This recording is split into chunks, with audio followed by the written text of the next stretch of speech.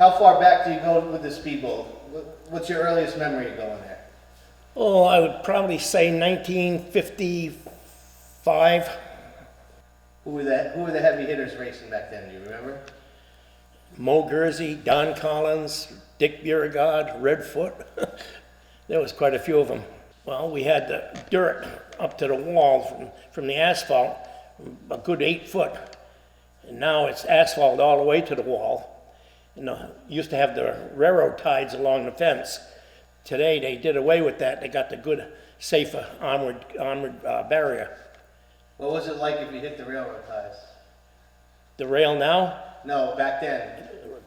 The railroad ties would come right up in the air. Really? They were getting pretty well rotted and all, and yeah. It was kind of dangerous. Do you remember your first race car? Yeah. Can you describe it to us? It was a 1932 Chevy coupe, 6-cylinder. The Flyin Zero. The helmet was a motorcycle helmet. Really? As long as you had a motorcycle helmet, you could race. No fire suits back then. Fuel tank was whatever you put in for a tank. No safety tanks or... Beer kegs, I heard they used a lot, right? Yeah, beer kegs. They didn't rust. They were nice stainless steel. What about the seat? Did you have a racing seat? You had like an old aircraft seat with a seat belt.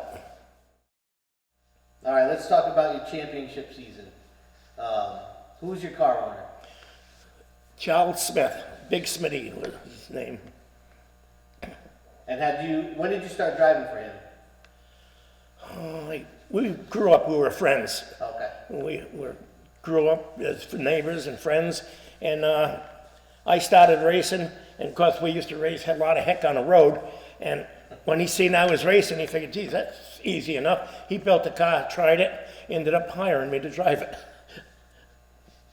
All right, you won a lot of races during your career, but oddly enough, the year you won the championship, you didn't win a race. Yeah. The year we won the championship, Big Smitty owned the car. He was more interested in making money or breaking even, which I can't blame him. He did not put tires on. We ran tires, old tires, take-off tires, almost all season. When you're leading the championship, you start in the middle of the pack, 18th, every week.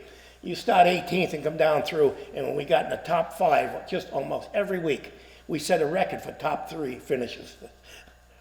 And trouble-free, no wrecks, but no tires, no wins. Tires make a big difference. Well, after the championship year, the car owner thought he could make more money the following year if he cut your pay. He wanted you to drive for less.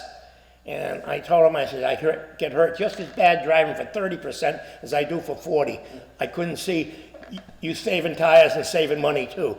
So we parted friends, and that was it. 271 called me 2 or 3 times. I told him I'd think about it, and I really couldn't make up my mind, didn't know what to do. And talking with my brother Al, and he said, well, why don't you try it? I said, I don't know, it's a Ford. He said, what, are you afraid of it? That's all it took. I called Gada back, I says, I'll try your car. We made a deal. I'll try it for a couple weeks. If you're not happy, let me go. If I'm not happy, I'll leave. And we stayed together almost 10 years. And we're super friends today. So back then, when you're racing for them, were guys like Dennis and Dave, they must have been really young back then. Yeah. And they were around the shop even back then? Yeah. Bobby, Dennis, David. Yeah.